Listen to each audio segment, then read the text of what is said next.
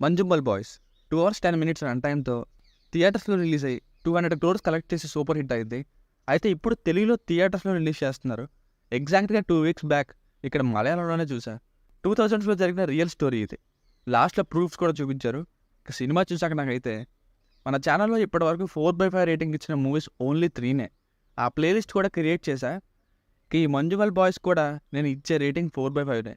సినిమాలో ఎంతో ఇన్వాల్వ్ అయితే తప్ప ఈ రేటింగ్ నేను ఇవ్వను.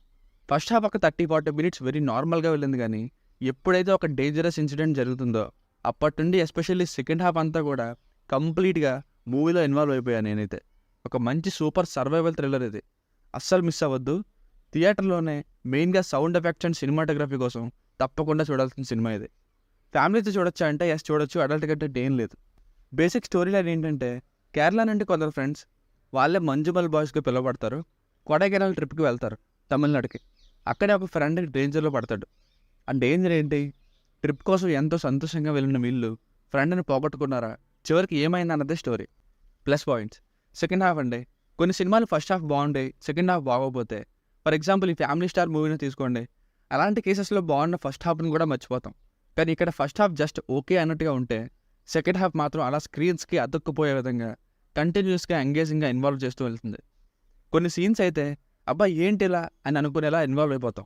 అసలు ఆ గుహలో తాడు కట్టి దిగినట్టు ఆ షూటింగ్ని ఎలా తీశారో కానీ పెద్ద నమస్కారం. ఇంపాసిబుల్ ఈజ్ పాసిబుల్ అన్నట్టు ఉంది.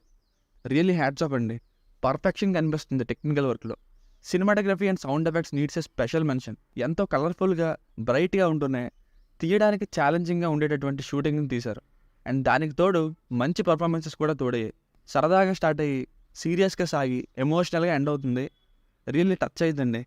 అసలు సింపుల్ పాయింట్ చుట్టూ రాసుకున్న రైటింగ్స్ చాలా ఎంగేజింగ్గా ఉన్నాయి.